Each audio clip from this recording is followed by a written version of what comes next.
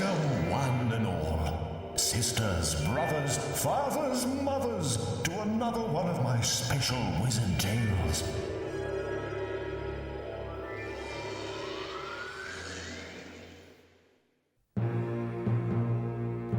White Fang.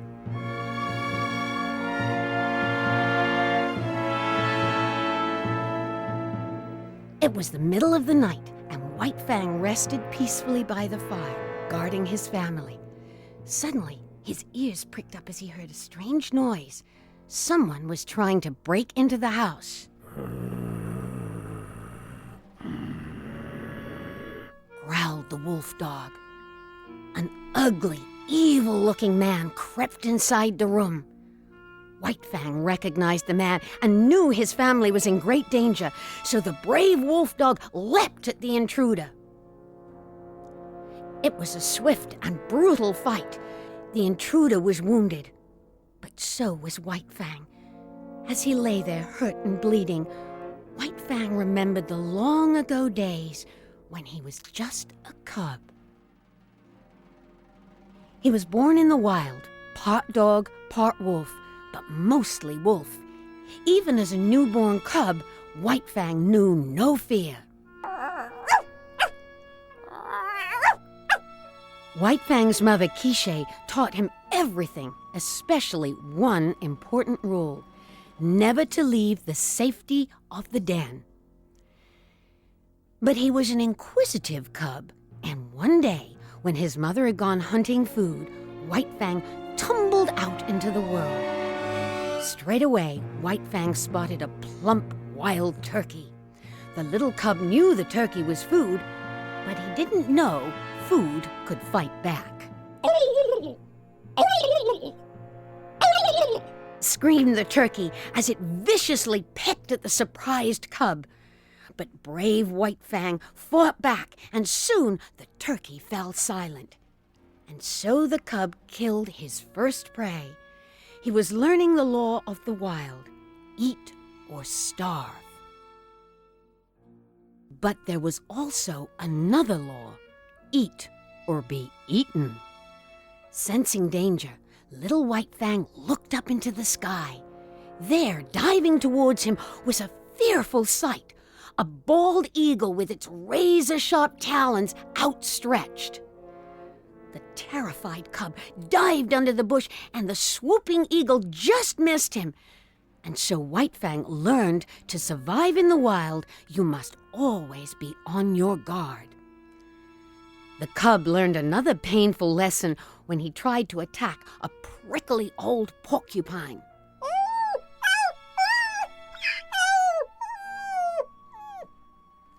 The lesson White Fang learned was to leave porcupines alone. Next, White Fang decided to investigate a small hole in the ground. This was a big mistake, because it was the home of a weasel, and the vicious creature attacked White Fang savagely. Tiny Weasel moved with great speed, and his sharp teeth tore viciously at the poor cub until... a loud noise scared him away.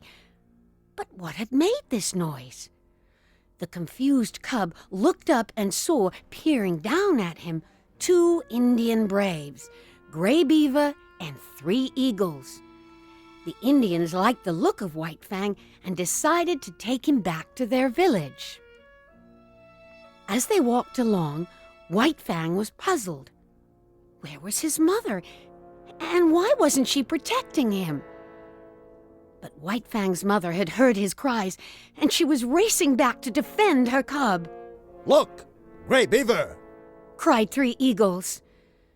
The 2 braves were shocked to see a ferocious she-dog running towards them, ready to attack. But then, an amazing thing happened.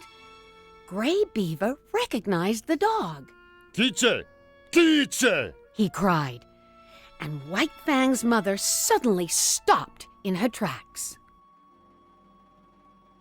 White Fang was confused. His mother was afraid of nothing, but in the hands of the man-animal, she became meek, as though she was under a spell. purred the happy Quiche.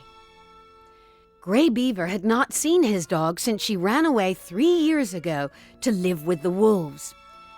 They realized that White Fang's father must have been a wolf. As he growled at them, the 2 Indian braves admired the cub's sharp, bright teeth. And that's how Grey Beaver decided on the wolf dog's name. I shall call him White Fang, he said. And so the 2 braves and the 2 wolf dogs walked back to the village. Grey Beaver immediately tied Quiche to a stake so that she wouldn't run off with the wolf pack again. 3 Eagles was very impressed with Quiche's strength and courage. She's the best among wolf dogs, Grey Beaver. I will trade with you for her, he offered.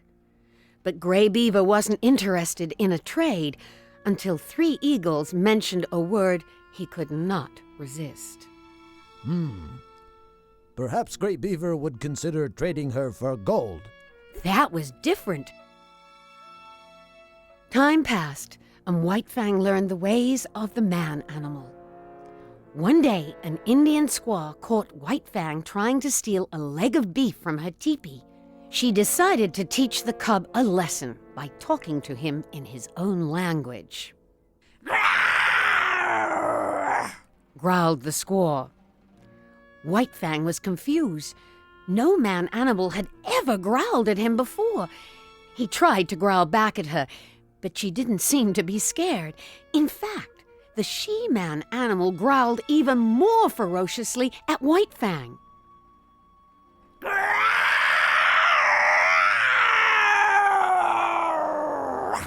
She roared.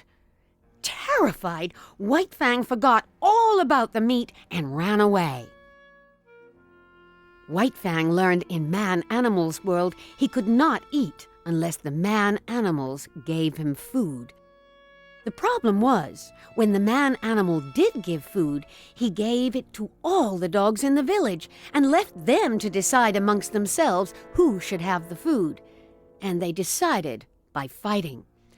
So in order to eat and survive, White Fang grew skilled in ways of fighting. There comes a time when all animals must leave their mothers, and that day finally came for White Fang. Grey Beaver had traded Quiche to 3 Eagles for a piece of gold, and now Grey Beaver was loading bundles of furs into his canoe. Farewell, 3 Eagles. I go to Fort Yukon to trade with the white man, said the Indian brave. White Fang had grown into a big, strong animal, but he obediently got into the canoe with his master.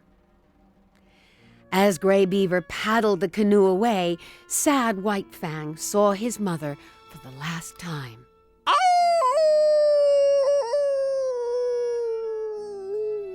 Howled the miserable young wolf dog. After a long journey down the river, Grey Beaver and White Fang finally arrived at Fort Yukon. The fort was a bustling gold mining town full of dangerous characters. White Fang was amazed to see so many man-animals in one place, and also to see man-animals with white skins. When one of these walked too close to Grey Beaver, White Fang protected his master. He growled menacingly, but the tough old miner gave Grey Beaver an angry warning.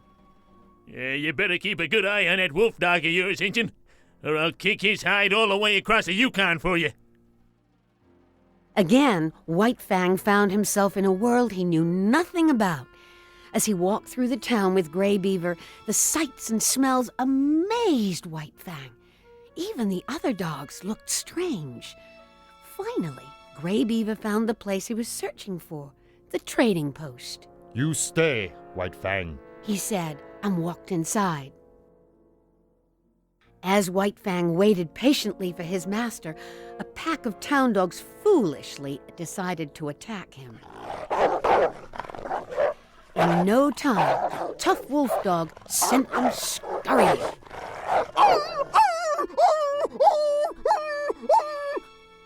But some watching. White Fang looked up, and there, standing beside him, was the hideously ugly white man known as Beauty Smith. What have we got here, then?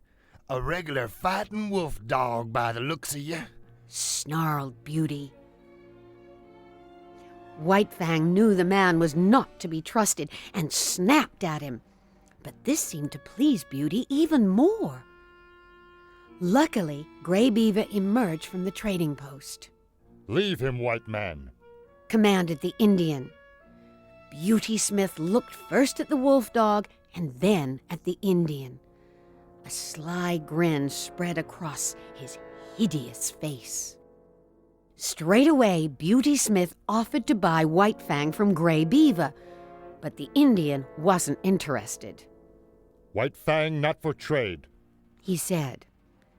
But cunning Beauty Smith knew what to do. He said the magic word, gold. Grey Beaver's eyes lit up. Suddenly, he was interested. The Indian had been unable to sell his furs in the trading post, so he was desperate. Even though he loved White Fang, Grey Beaver agreed to sell him for 6 gold nuggets. Come on, White Fang. You're coming home to my place. You and me is going into business, boy. Growled Beauty. The evil Beauty Smith dragged White Fang back to his home and threw him into a horrible steel cage. Then Beauty started to poke at poor White Fang with a large wooden stick. Beauty wanted the wolf dog to be angry and vicious. Come on, boy. Meaner than that. Mean. When I say mean, I mean mean. Day after day, Beauty Smith tormented White Fang, never leaving him alone, and soon he got what he wanted. White Fang filled with hate.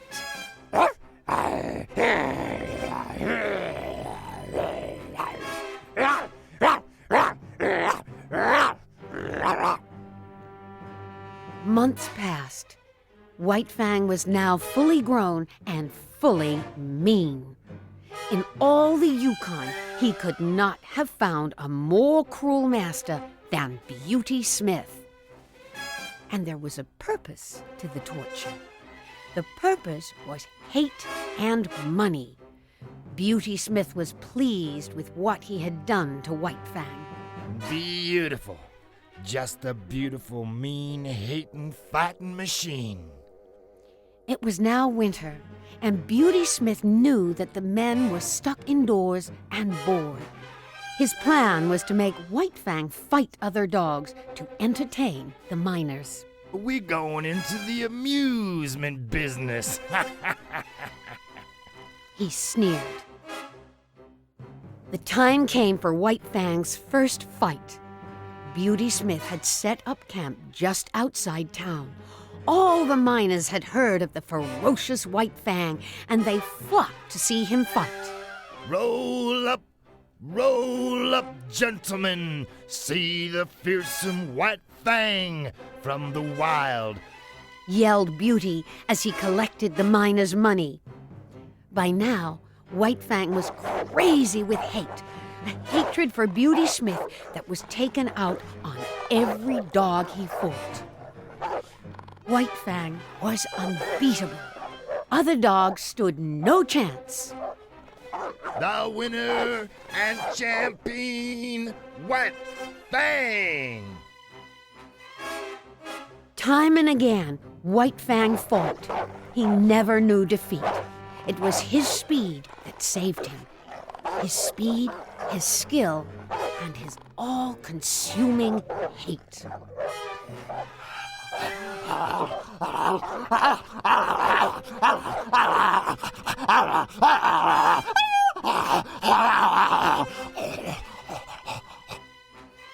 Across the north they traveled, White Fang taking on all dogs and Beauty Smith making a fortune. Roll up, He would cry. day after day, week after week, month after month. And then, one day, there were no more dogs to fight. The crowd were furious. They had paid Beauty Smith their money, and they were not getting their money's worth. Boo! Boo! Give us back our money, you! Fraud! Cheat! Phony! Boo! Boo! They cried. Smith found one last dog for White Fang to fight. He was a short, ugly bulldog, nowhere near as savage as many of the dogs White Fang had faced. But for the first time, White Fang made a mistake. The bulldog was able to grab his throat, and the bulldog would not let go. Beauty Smith was furious. His champion, his meal ticket, was being beaten. Get up, gall, darn it! Get up and fight, White Fang! Get up! Cried Smith as he kicked White Fang. Just as he was about to start beating White Fang with a stick, Smith was punched in the face by a stranger. Stop! Cried the man. His name was Weedon Scott, and he was a decent man who hated cruelty to animals. The crowd was angry, but Weedon Scott didn't care. Weedon Scott glared at the bulldog's owner. Get over here and get your dog off the wolf. He ordered. Scott then threw $150 at Beauty Smith and told him he was taking White Fang away, and there was nothing Smith could do about it. With that, he gently picked up the unconscious wolf dog and carried him away. But Smith was furious. Weedon Scott had humiliated him, and Beauty Smith was not the sort of man who could ever forgive. I'll kill you for that. I'll kill you! Hissed the evil Smith. Weedon Scott took White Fang back to his cabin and did his best to treat the badly injured wolf. Scott was a good man who hated cruelty. All he could do for White Fang was show kindness and care. But the wolf dog had suffered much at the hands of Beauty Smith, so when he finally regained consciousness, he assumed Weedon Scott was a bad man too. White Fang bit Scott on the hand, but Weedon didn't admonish the wolf dog. Instead, he showed him more love and kindness.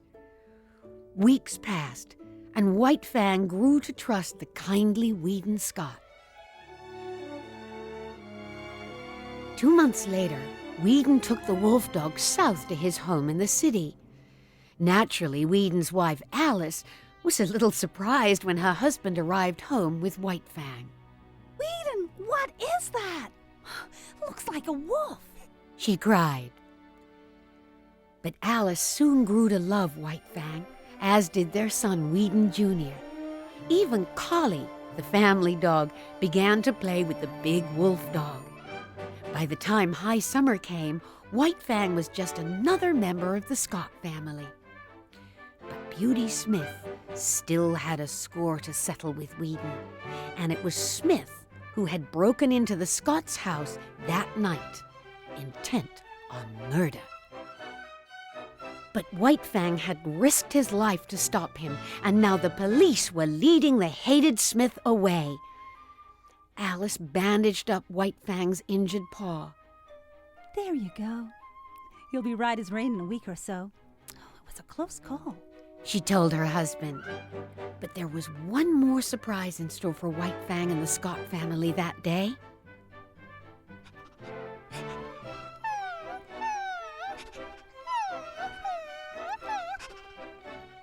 It was Collie the dog, and she was trying to tell them something.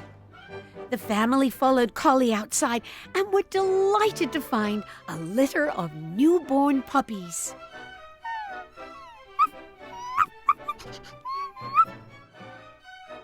White Fang was a father. And so the wolf dog's journey was complete, and now White Fang could pass on his hard-won wisdom to his own family, just as his mother Quiche had first taught him.